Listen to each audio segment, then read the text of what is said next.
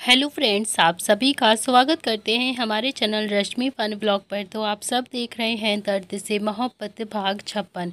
इससे पहले इस कहानी के 55 भाग अपलोड हो चुके हैं चैनल पर। अगर आप सबने नहीं पढ़ा है तो ज़रूर पढ़ लीजिएगा। तो चलिए फ्रेंड, देखते हैं अब तक आप सबने पढ़ा था।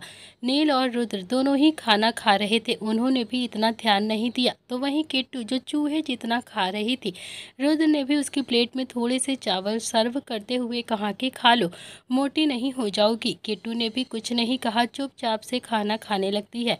रुद्र ने भी थोड़ी सी सलाद अब उसकी प्लेट में और रखी तो शुभ ने भी नील और निहाल की तरफ देखा। दोनों ही अब अपनी हंसी को कंट्रोल करने की कोशिश कर रहे थे, अंदर ही अंदर बहुत ज़्यादा मुस्कुरा रहे थे। और रुद्र भी अब उन दोनों को देखकर थोड़ा सा मुंह बना रहा था। अब देखते हैं आगे इस कहानी में क्या होता है। रुद्र चाहे जितना भी अपने इमोशंस को कंट्रोल कर लेता था, लेकिन कहीं ना कहीं उसके भाई उसके इमोशंस को बहुत ही अच्छे से समझ जाते थे। सब ने ठीक से खाना खाया और तभी शुभ बोलता है कि किट्टू डांस करोगी क्या। किट्टू ने एक नज़र रुद्र की तरफ देखा और फिर रुद्र ने थोड़ा सा गुस्से में शुभ की तरफ घूरा। तो शुभ बोलता है कि वैसे रुद्र भाई, आपको डांस करना आता है क्या। रुद्र ने गुस्से में शुभ की तरफ देखा तो शुभ ने भी हल्का सा मुस्कुराकर कहा कि नहीं, वो आप कभी करते नहीं हो ना, इसीलिए मैंने भी नहीं देखा है आपको कभी डांस करते हुए। तो क्या ही आप डांस करोगे, रहने ही दीजिए। एक काम करो किट्टू, तुम मेरे साथ डांस कर लो। नील भाई, मैं कर लूँ ना किट्टू के साथ डांस। नील ने भी हल्का सा मुस्कुराया और हाँ में अपनी गर्दन हिलाते हुए कहा कि हाँ हाँ क्यों नहीं। इतना कहकर उसने भी किट्टू की तरफ देखा और बहुत ही प्यार से बोलता है कि जाओ कर लो शुभ के साथ डांस। किट्टू ने भी ना में अपनी गर्दन हिला दी और फिर नील ने भी रुद्र की तरफ घूर कर देखा और कहा कि तू जब तक इसे जाने के लिए नहीं कहेगा ना, जाएगी नहीं। रुद्र बोलता है कि हाँ तो ना जाए ना, इसे कौन सा डांस करना आता है जो ये किट्टू के साथ डांस करेगा।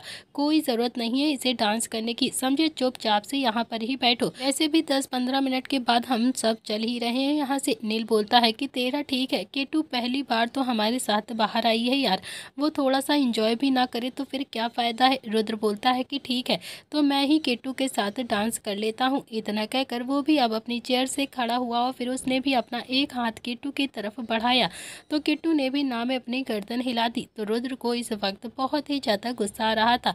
एक तो रुद्र को डांस करना नहीं आता था और ऊपर से वो किट्टू के साथ डांस थोड़ा सा करना चाहता था। तो किट्टू ने भी उसका ऑफर एकदम से ठुकरा दिया था और उसे मना कर दिया था। किट्टू की भी अब अपनी एक अलग ही रीज़न थी मना करने की। वो रुद्र से बहुत ज़्यादा डरती थी तो उसके साथ डांस कैसे करती। रुद्र ने भी नील की तरफ गुस्से से घूर कर देखा, जैसे कहना चाहता हो कि देख ले, ये नहीं करना चाहती है डांस। तो नील ने भी थोड़ा सा हंसकर कहा कि अरे अब वो तुमसे डरती है तो मैं क्या करूं, मुझे क्यों घूर रहा है। तो शुभ जा जा, तू लेकर जा किट्टू को। शुभ ने भी रुद्र की तरफ देखा तो रुद्र भी अपने गुस्से को कंट्रोल करता हुआ चेयर पर आकर दोबारा से बैठ गया और फिर बोलता है कि हाँ हाँ तू ही लेकर जा इसे, तेरे साथ ही कर लेगी ये डांस, तेरे साथ ज़्यादा कंफर्ट फील करती है ना इसीलिए।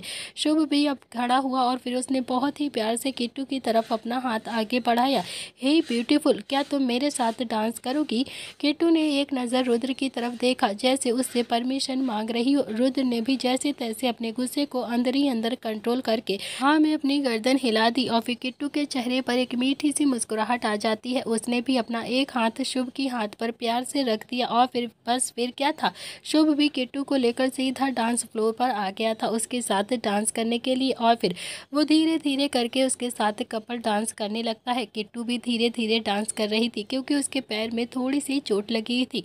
शुभ बोलता है कि कोई प्रॉब्लम तो नहीं है ना तुम्हें, आराम आराम से कर लो डांस, कोई दिक्कत वाली बात नहीं है। वैसे एक बात बताओ, तुम्हें पार्टी अच्छी तो लग रही है ना, यहाँ पर एंजॉय तो कर रही हो ना तुम। तो किट्टू ने भी मुस्कुराकर हाँ में अपनी गर्दन हिला दी और फिर शुभ बोलता है कि तुम भाई से इतना ज़्यादा डरती क्यों हो। किट्टू ने एक नज़र रुद्र की तरफ देखा जो अभी सुलगती हुई आंखों से अभी किट्टू और शुभ की तरफ ही घूर घूर कर देख रहा था। उसके हाथ में भी वही सॉफ्ट ड्रिंक थी जो वेटर रखकर वहाँ पर गया था। उसने 2-3 सिप लिए और फिर किट्टू को फिर से घूर कर देखने लगता है। तो किट्टू ने भी अब डरते डरते अपना सलाइवा गटका और फिर शुभ की तरफ देखकर धीरे से बोलती है कि पता नहीं, लेकिन बहुत ज़्यादा डर लगता है मुझे उनसे। अभी भी देखो कैसे देख रहे हैं मुझे घूर घूर कर, जैसे अभी के अभी खा जाएंगे। शुभ ने भी हल्का सा पलट कर रुद्र की तरफ देखा तो उसे भी समझते देर नहीं लगी कि रुद्र किट्टू के लिए इस वक्त बहुत ही ज़्यादा पॉजिटिव हो चुका है। कहीं ना कहीं उसे अपने भाई के लिए भी अच्छा नहीं लग रहा है उसके साथ डांस करना, कि फाइनली अब उसकी ज़िंदगी में चलो कोई लड़की तो आ गई है जिसके लिए वो इतना ज़्यादा ऑब्जर्व्ड कर रहा है उसे। शुभ बोलता है कि वैसे इतना मत डरा करो तुम भाई से, भाई बहुत अच्छे हैं। किट्टू ने कुछ भी नहीं कहा और फिर शुभ ने भी अपनी बात पर थोड़ा सा जोर देते हुए कहा कि सच कह रहा हूँ, भाई बहुत अच्छे हैं। किट्टू बोलती है कि हाँ दिख रहा है मुझे। शुभ के चेहरे पर बड़ी सी मुस्कुराहट आ जाती है तो वहीं निहाल भी इधर उधर देख रहा था और तभी उसकी नज़र अचानक से नव्या पर पड़ती है। नव्या को देखकर निहाल के चेहरे पर भी बड़ी सी मुस्कुराहट आ गई थी और फिर उसने भी नील की तरफ देखा और कहा कि भैया मैं अभी आया। इतना कहकर वो भी अब जल्दी जल्दी से वहीं सीधा रॉकेट की स्पीड से नव्या के पास गया और फिर बोलता है कि हे गर्लफ्रेंड। नव्या जो कि अभी मिस्टर ओबरॉय और मिसेस ओबरॉय के साथ में आई थी, उसने हल्का सा पलट कर निहाल की तरफ घूर कर देखा तो निहाल मुस्कुराते हुए बोलता है कि क्या भूल गई क्या तुम अपने बॉयफ्रेंड को। ये सुनकर तो सुरेश और सीमा दोनों ही एकदम से हैरान हो गए थे। उन्होंने नव्या की तरफ घूर कर देखा तो नव्या ने भी ना में अपनी गर्दन हिला दी और फिर निहाल बोलता है कि क्या तुमने मेरे बारे में अपने मम्मी पापा को नहीं बताया अभी तक। नव्या का तो मन अभी ऐसा कर रहा था कि जैसे अभी के अभी निहाल की गर्दन पकड़कर दीवार में जोर से दे मारे। वो दांत पीसते हुए बोलती है कि चुप करोगे कि नहीं। निहाल बोलता है कि क्यों क्यों चुप करूं मैं, तुमने अपने मम्मी पापा को नहीं बताया अभी तक। ये तो बहुत ही ज़्यादा गलत बात है ना। तुम्हें अपनी माँ बाप से झूठ नहीं बोलना चाहिए बिल्कुल भी। मैं झूठ नहीं बोलता हूँ, अगर मैं झूठ बोलूँगा ना तो फिर मेरी मम्मी मुझे चूहे के कमरे में बंद कर देंगी। मुझे ना बहुत ज़्यादा डर लगता है उस चूहे वाले कमरे से। तुम्हें भी तुम्हारे मम्मी पापा एक दो बार चूहे के कमरे में बंद कर देते तो शायद तुम भी झूठ नहीं बोलती अपने मम्मी पापा से। नव्या भी अब अपने गुस्से को जैसे तैसे कंट्रोल कर रही थी क्योंकि वो ही जानती थी कि अब वो क्या ही करने वाली है निहाल का। तो वहीं सुरेश और सीमा एक दूसरे को हैरानी से देखकर हल्का सा मुस्कुरा रहे थे और तभी निहाल ने भी अपना कोट ठीक किया और फिर बोलता है कि हेलो अंकल, हेलो आंटी, मैं निहाल प्रताप सिंह, संजय प्रताप सिंह का बेटा और दिग्विजय प्रताप सिंह का पोता। इतना कहकर उसने पहले सुरेश के पैर छुए और फिर सीमा जी के पैर छुए और हल्का सा मुस्कुरा दिया। सुरेश और सीमा तो वहीं निहाल से बहुत ही ज़्यादा इम्प्रेस हो गए थे। वो तो उसके संस्कार देखकर एकदम से पागल से हो गए थे। नव्या भी निहाल की तरफ ही हैरानी से देखे जा रही थी। उसने भी अपनी ज़िंदगी में पहले ही लड़के को ऐसा देखा था जिसने आकर सीधा उसके मम्मी पापा के पैर छुए थे और अपने दिल की बात उनके सामने ही बोल दी। निहाल बोलता है कि तुमने नहीं बताया ना, तो ठीक है मैं ही बता देता हूँ अंकल को। मैं निहाल आपकी बेटी का बॉयफ्रेंड हूँ और ये मैं नहीं कह रहा हूँ, आपकी ही बेटी ने कहा था मुझसे। मतलब मुझे तो बिना बताए ही एक गर्लफ्रेंड मिल गई, बिना पटाए ही मुझे कोई गर्लफ्रेंड मिल जाएगी, मैंने भी नहीं सोचा था। सुरेश के चेहरे पर भी मुस्कुराहट आ गई और उसने भी हल्का सा झुककर अपनी बेटी के चेहरे को देखा जो अभी अपने चेहरे को अपने एक हाथ से छुपाने की कोशिश कर रही थी। और तभी सीमा जी भी मुस्कुरा कर प्यार से बोलती हैं कि अच्छा तो नव्या तुमने कभी बताया नहीं मुझे कि तुम्हारा कोई बॉयफ्रेंड भी है। नव्या ने भी अब सीमा की तरफ देखा और फिर थोड़ा सा शर्मिंदगी के साथ बोलती है कि मम्मी ये मेरा बॉयफ्रेंड नहीं है, सिर्फ फ्रेंड है, लेकिन ये इसकी बहुत बड़ी प्रॉब्लम है, ये बिना फिल्टर किए ही बोल देता है। इतना कहकर उसने भी गुस्से में निहाल की तरफ घूर कर देखा और फिर उसकी बाजू पकड़ी और उसे खींचते हुए एक तरफ लेकर साइड में आ जाती है और फिर काफ़ी ज़्यादा गुस्से में बोलती है कि अकल वकल नहीं है क्या तुम्हारे अंदर, ऐसे मिलते हैं किसी के माँ बाप से, पागल हो गए हो क्या तुम बिल्कुल। निहाल बोलता है कि अरे कैसे मिलते हैं यार, पैर तो छुए हैं मैंने, मेरी माँ तो कहती है कि जब भी किसी बड़े को देखो ना तो उनके पैर जरूर छुआ करो। नव्या बोलती है कि पागल इंसान, जाकर सीधा ही बोल दिया तुमने कि मैं तुम्हारी गर्लफ्रेंड हूँ और तुम मेरे बॉयफ्रेंड, ऐसे कौन करता है यार। तो निहाल बोलता है कि मैं करता हूँ और कौन, मतलब यार तुमने ही तो कहा था ना कि हम दोनों ही गर्लफ्रेंड बॉयफ्रेंड है, तो फिर एक तो तुम मुझे ना फ़ोन करती हो, ना ही मुझे मिलने आती हो, ना ही कोई मैसेज करती हो, और तो और अब तो तुम्हारा फ़ोन नंबर भी पता नहीं मेरे पास है भी या फिर नहीं है, मैं तो एकदम से भूल ही गया था, और ऊपर से इतने दिनों के बाद मिली हो और फिर मुझ पर ही गुस्सा निकाल रही हो, मुझ पर ही चिल्लाने लगी, चलो हम भी अब डांस करते हैं। इतना कहकर उसने नव्या को खींचा तो नव्या बोलती है कि ज़्यादा स्मार्ट मत बनो वरना खींचकर एक थप्पड़ मारूंगी, किसने कहा था मेरे मम्मी पापा के सामने ऐसे बोलने के लिए। निहाल बोलता है कि अरे तुम तो गुस्सा कर रही हो, इतना भी गुस्सा ठीक नहीं होता है, कोई और पसंद है क्या तुम्हें, ब्रेकअप करना चाहती हो। तो नव्या बहुत ही हैरानी से निहाल की तरफ देख रही थी। नव्या हैरानी से बोलती है कि हमारे बीच में कुछ है भी नहीं जो मैं ब्रेकअप करूंगी, समझे तुम। निहाल ने भी एक हाथ कमर पर रखा और फिर बहुत ही स्टाइल में बोलता है कि तुम खुद को समझती क्या हो यार, तुम्हारे अंदर भी बिल्कुल दिमाग नहीं है क्या। उस दिन तुमने नहीं बोला था कि उस चिराग के सामने कि मैं तुम्हारा बॉयफ्रेंड हूँ और तुम मेरी गर्लफ्रेंड, और फिर तुम मुझे हाथ जोड़कर थैंक यू भी बोलकर गई थी, याद है ना तुम्हें। नव्या इधर उधर जगह ढूंढ रही थी कि वो अभी जाकर अपना सिर पटक ले। नव्या भी चिढ़कर बोलती है कि निहाल तुम इतना इनोसेंट हो या फिर बस मेरे सामने बनने की कोशिश ही करते रहते हो।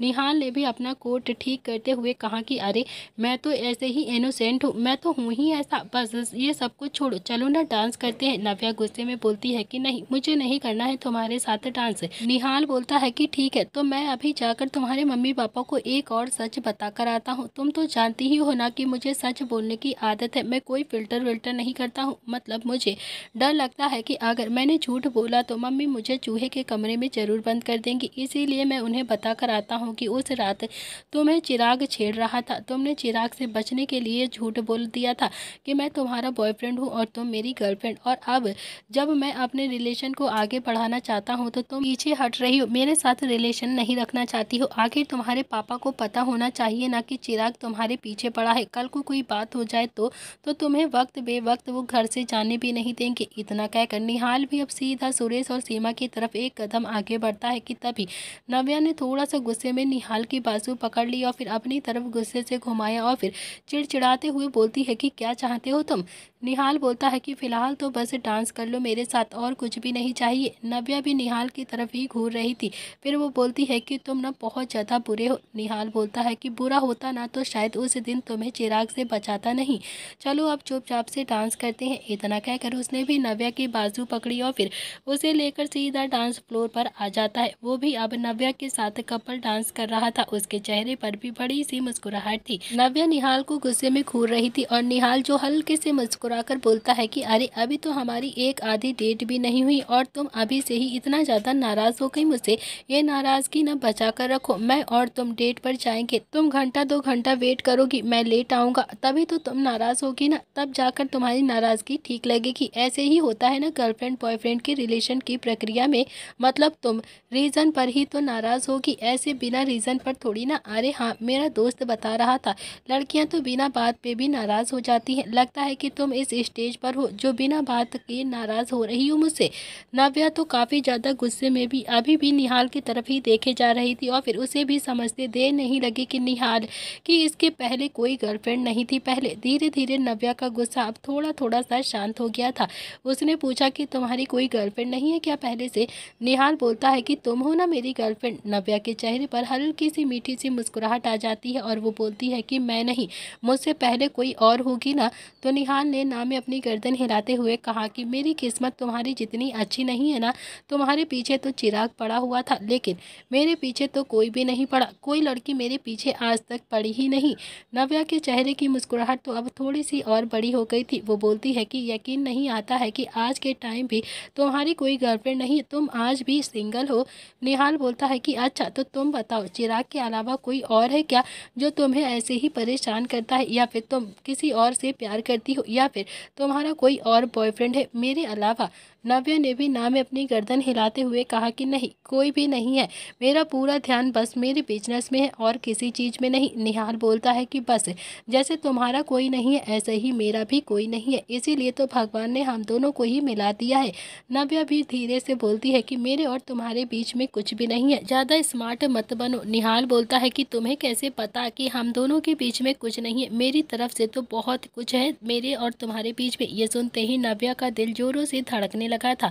वो निहाल से बहुत ही ज़्यादा इम्प्रेस तो हो गई थी, लेकिन उसने भी अपने और निहाल के बारे में इतना कुछ भी नहीं सोचा था जितना कि निहाल सोच कर बैठ गया था। उसने तो पूरा फ्यूचर भी प्लान कर लिया था। नव्या भी अपना हाथ छुड़ाते हुए बोलती है कि बस कर लिया ना मैंने तुम्हारे साथ डांस, छोड़ो अब मुझे। इतना कहकर वो डांस फ्लोर से नीचे उतर कर जाने लगी और पीछे पीछे निहाल भी चलता हुआ बोलता है कि अरे अरे मैं तो बस मजाक कर रहा था, तुम तो बुरा मान गई यार, प्लीज़ मुझे माफ़ कर दो। अच्छा मेरी तरफ से भी कुछ नहीं है, ठीक है ना। अब सुनो ना यार प्लीज, ले देकर तुम ही तो मेरी गर्लफ्रेंड हो, जो कुछ भी हो ना बस तुम ही हो, सुनो ना प्लीज नव्या सुनो।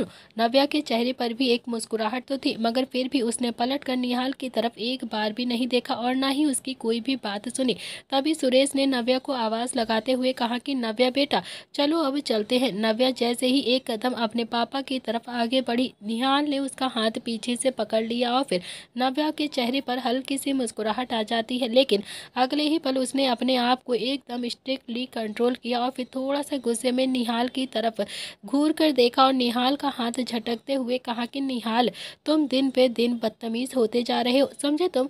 निहाल बोलता है कि अरे बस तुम्हें रोकना चाहता था मैं, और कुछ भी नहीं, बस ये कह रहा था कि तुम मत जाओ अभी प्लीज, अभी तो पार्टी शुरू हुई है ना, थोड़ी देर और रुक जाओ। नव्या बोलती है कि अच्छा मैं अपने मम्मी पापा के साथ ना जाऊं, तो निहाल ने ना में अपनी गर्दन हिला दी। नव्या बोलती है कि और क्यों ना जाऊं, क्या ये बता सकते हो तुम। निहाल बोलता है कि तुम आई तो पार्टी अच्छी लगने लगी मुझे, वरना तो मैं यहाँ पर बहुत ज़्यादा बोर हो रहा था सच में। निहाल बिना फिल्टर किए ही जो मन में होता था वो एकदम से बोल देता था और नव्या कहीं ना कहीं निहाल के इस मासूम से बिहेवियर से ही बहुत ज़्यादा इम्प्रेस होती जा रही थी। नव्या बोलती है कि मुझे जाना पड़ेगा, समझे तुम। इतना कहकर वो भी अब सीधा अपने मम्मी पापा के पास में आ जाती है। सुरेश ने भी नव्या की तरफ देखा और बहुत ही प्यार से कहा कि बेटा अभी मुझे और तुम्हारी माँ को एक और पार्टी में जाना है, अब तुम बताओ हमारे साथ पार्टी में चलोगी या फिर घर जाओगी। नव्या थोड़ा सा मुंह बनाकर बोलती है कि पापा मुझे तो घर जाना है, मैं कोई अब पार्टी में नहीं जाना चाहती हूँ, वैसे भी मैं पार्टी में बहुत ज़्यादा बोर हो जाती हूँ। और तभी सीमा ने नव्या के पीछे से आते हुए निहाल को देखा और उसे देखते हुए कहा कि अच्छा और इस पार्टी में बोर नहीं हुई तुम। नव्या बहुत अच्छे से जानती थी कि उसकी माँ अभी क्या कहने की कोशिश कर रही है। नव्या बोलती है कि माँ मैं ड्राइवर के साथ घर चली जाऊंगी। सुरेश ने कहा कि बेटा फिर हम कैसे जाएंगे, तुम ही बताओ, गाड़ी तो एक ही लेकर आए हैं ना, अगर तुम गाड़ी पर चली जाओगी तो हम किससे जाएंगे। तभी निहाल वहां पर आ गया और बोलता है कि अंकल अगर आपको प्रॉब्लम ना हो तो पार्टी खत्म होने के बाद नव्या को मैं घर छोड़ दूंगा। सुरेश और सीमा दोनों ही अब एक दूसरे की तरफ देखने लगे थे और शायद कहीं ना कहीं वो निहाल को नव्या के लिए पसंद कर चुके थे। निहाल उन्हें बहुत ज्यादा पसंद आ गया था, बस अब नव्या के मुंह से वो सुनना चाहते थे। तो सीमा और सुरेश ने भी एक नजर नव्या की तरफ देखा तो नव्या ने भी ना में अपनी गर्दन हिला दी और कहा कि नहीं माँ मैं इसके साथ नहीं जाऊंगी। सुरेश बोलता है कि तो फिर चलो हमारे साथ दूसरी पार्टी में चलो। नव्या का भी मुंह एकदम से बन गया था। सीमा ने कहा कि नव्या मेरे साथ आओ तुम। इतना कहकर उसने नव्या की बाजू पकड़ी और फिर अपने साथ खींचकर एक दूसरी तरफ लेकर गई। सीमा बोलती है कि नव्या लड़का बुरा नहीं है, बहुत अच्छा लड़का है और सच कहूँ तो मुझे बहुत ज़्यादा पसंद भी है, तुम इससे थोड़ी सी नज़दीकियाँ तो बढ़ाओ, अगर तुम्हें पसंद होगा तो फिर हम मिस्टर संजय प्रताप सिंह से बात करेंगे तुम दोनों की रिश्ते की, तुम्हारी शादी निहाल से करवा देंगे।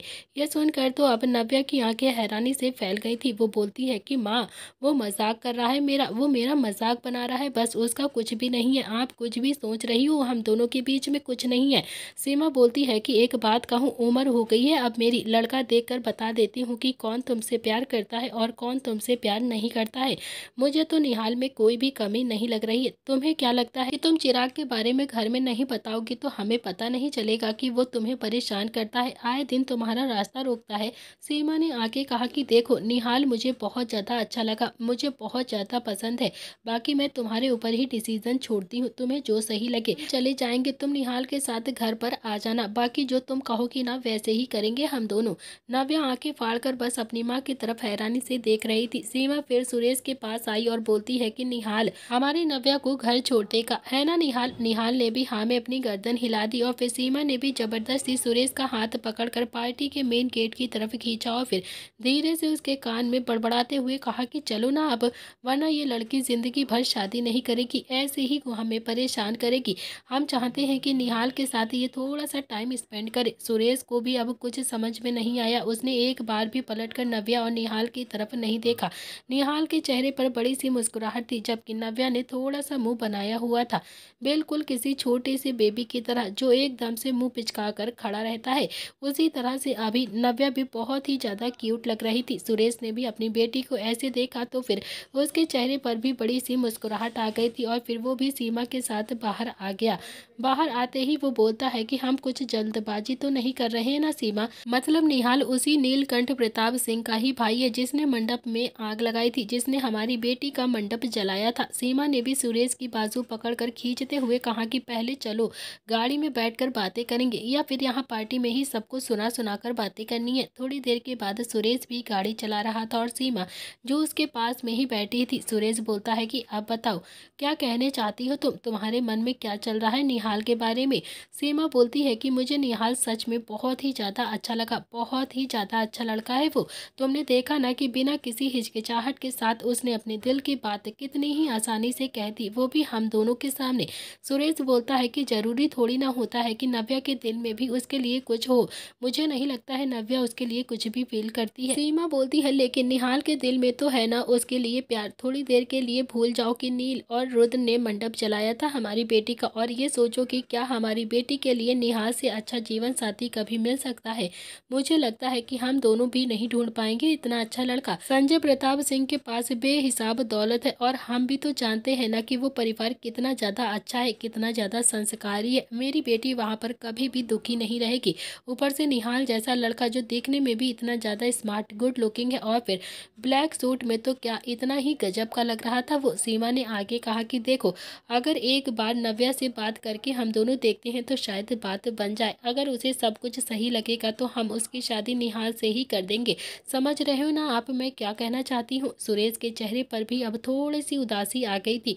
वो बोलता है कि समझ रहा हूँ सीमा, जो तुम बोल रही हो, जो तुम नहीं बोल रही हो ना वो भी समझ रहा हूँ मैं, पर क्या क्या नव्या मानेगी इस बात के लिए। सीमा बोलती है कि पता नहीं मानेगी या फिर नहीं मानेगी, लेकिन मैं ये चाहती हूँ कि वो निहाल से दोस्ती जरूर कर ले। वो एक बार निहाल के साथ अपने रिश्ते के बारे में जरूर सोचे ताकि उसके दिल में जो दर्द है वो धीरे धीरे निहाल के साथ रहकर खत्म हो जाए। तो वहीं दूसरी तरफ निहाल नव्या के आगे पीछे नाच रहा था और नव्या जो हाथ बांधकर गुस्से में निहाल की तरफ ही घूर कर देख रही थी और निहाल तो अपनी मस्ती में एकदम से बस डांस किए जा रहा था।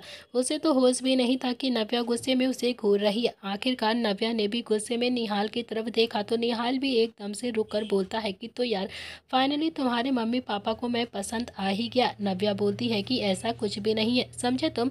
निहाल ने भी हल्का सा झुककर नव्या की तरफ देखा और बहुत ही मुस्कुराकर प्यार से बोला कि ऐसा ही है, पागल नहीं हूँ मैं, सब कुछ समझता हूँ, मुझे सारी चीजें पता है, उन्हें मुझ पर विश्वास है, मुझे पसंद करते हैं वो, तभी तो तुम्हें मेरे भरोसे छोड़कर यहाँ पर चले गए हैं। यस यस यस यस, आज तो मैं तुम्हारा फायदा उठाऊंगा, बहुत ज्यादा फायदा उठाऊंगा तुम्हारा। इतना कहकर वो फिर से नाचने लगता है और नव्या के चेहरे पर भी बड़ी सी मुस्कुराहट आ गई थी। वैसे तो वो बहुत ही ज्यादा गुस्सा थी निहाल से, लेकिन वो अच्छे से जानती थी कि निहाल सच में बहुत ही ज्यादा क्यूट है। वो बहुत कुछ बोल देता है मगर बिना कुछ सोचे समझे, ऐसा कुछ भी करने वाला नहीं है वो। नव्या ने भी निहाल की बाजू पकड़कर उसे रोकते हुए कहा कि अच्छा और कैसे फायदा उठाओगे तुम। निहाल बोलता है कि अरे इस सिचुएशन का फायदा उठाऊंगा और तुम्हें अपने घर लेकर जाऊंगा, माँ पापा से भी मिलवाऊंगा, दादी से मिलवाऊंगा, दादू से मिलवाऊंगा और सब से मिलवा दूंगा तुम्हें, और फिर वो सब मिलकर मेरी और तुम्हारी शादी भी फिक्स कर देंगे। कितना ज़्यादा मज़ा आएगा ना। नव्या के चेहरे पर भी बड़ी सी मुस्कुराहट आ गई थी और वो अब और भी ज़्यादा मुस्कुराने लगी थी। वो हंसते हुए बोलती है कि तुम पागल हो क्या बिल्कुल।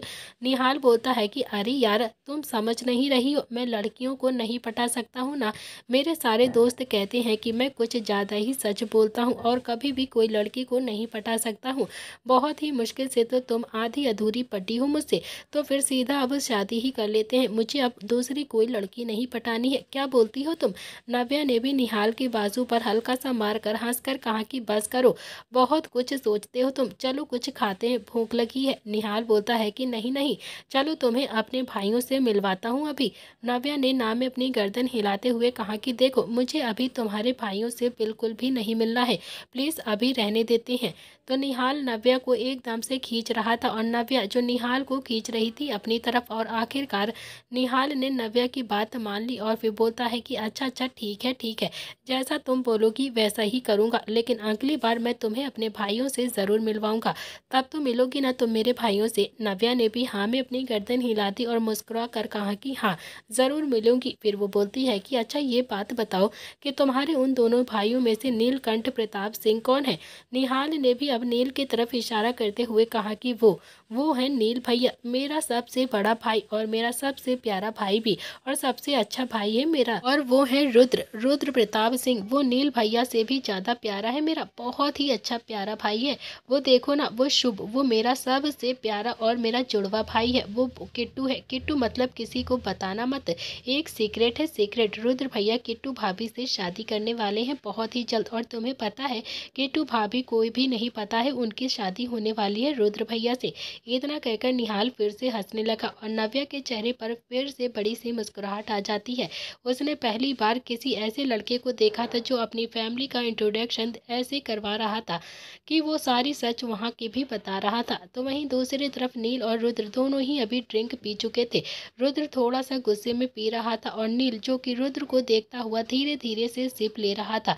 रुद्र को अब थोड़ी सी चढ़ गई थी। वो अपनी जगह से खड़ा हुआ और फिर सीधा डांस फ्लोर पर गया, जहाँ पर किट्टू शुभ के साथ में डांस कर रही थी, और इस वक्त वो पूरे एंजॉय के मूड में थी। अगले ही पर रुद्र ने किट्टू की कलाई पकड़कर उसे अपनी तरफ घुमा लिया और फिर एक हाथ उसकी कमर पर लपेटता हुआ बोलता है कि मुझे भी आता है डांस करना, मेरे साथ भी डांस कर सकती हो तुम, खा नहीं चाहूँगा मैं तुम्हें, जो हमेशा ऐसे डरती रहती हो मुझसे, मुझसे दूर भागती रहती हो तुम।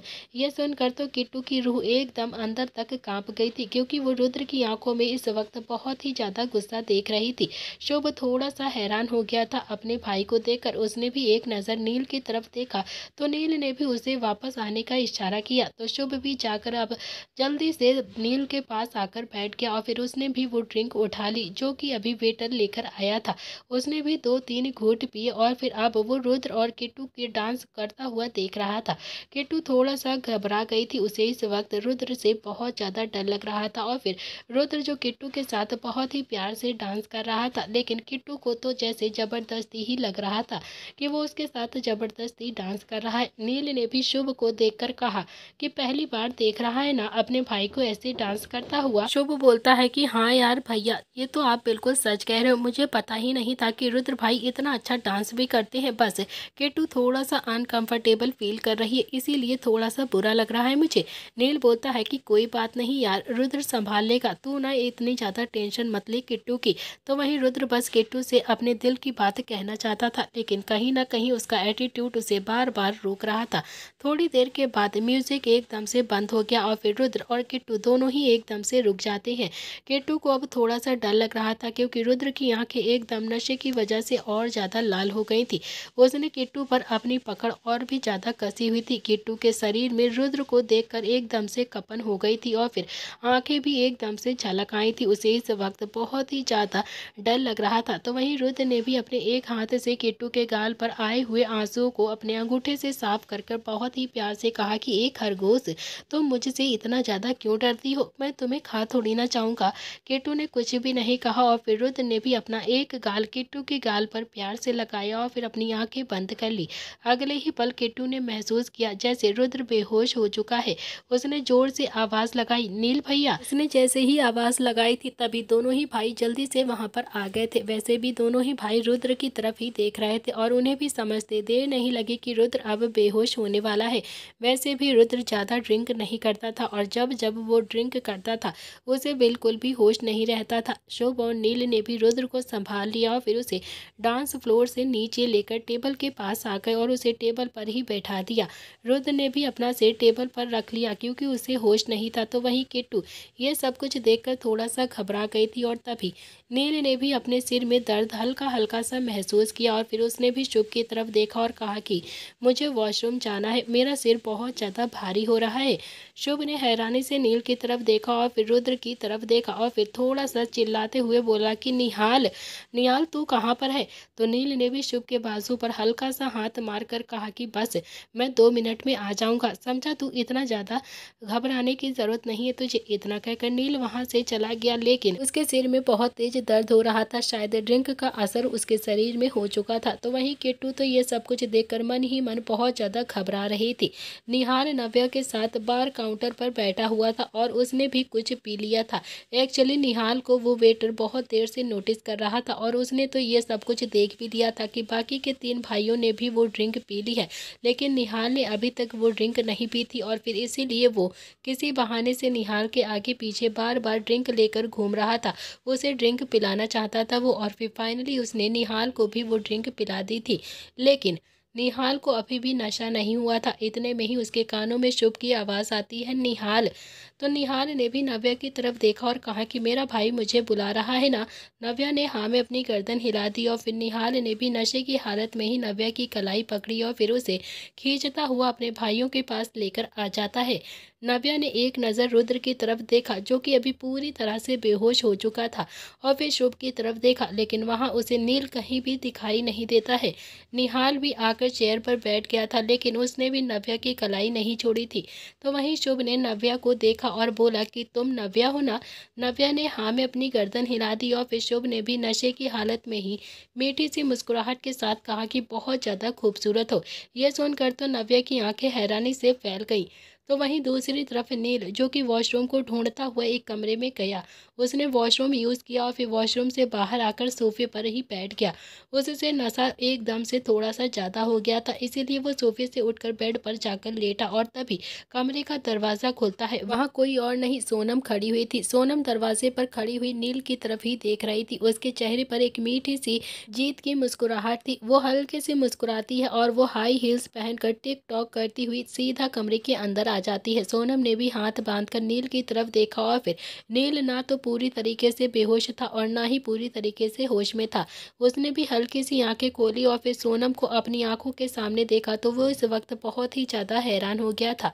तो वहीं सोनम बोलती है कि क्या हुआ है नील, तुम्हारी कुछ हेल्प कर दूं क्या।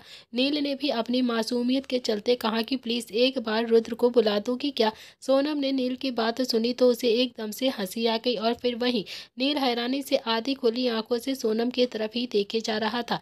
सोनम बोलती है कि तुम क्या मुझे बेवकूफ़ समझते हो क्या, जो मैं ऐसे मौके को छोड़कर रुद्र को बुलाने के लिए चली जाऊंगी। इतना कहकर वो नील के पास आकर बैठ गई और उसने नील के सीने पर अपना हाथ रखा तो नील ने भी सोनम का हाथ वहीं पर पकड़ लिया और फिर गिड़गिड़ाता हुआ बोलता है कि भगवान के लिए मुझे छोड़ दो सोनम, मेरे साथ ऐसा कुछ भी मत करो। मैं किसी और की अमानत हूँ, मैं किसी और से प्यार करता हूँ। ये सुनकर तो सोनम को अब और भी ज़्यादा हंसी आ गई थी। सिचुएशन जैसी भी होती नील उसे मजाक में ही बदल देता था। सोनम ने भी अपने दोनों ही हाथों में नील का चेहरा भरा और फिर उसका थोड़ा सा नज़दीक जाकर बोलती है कि तुम सच में बहुत ही ज़्यादा क्यूट हो।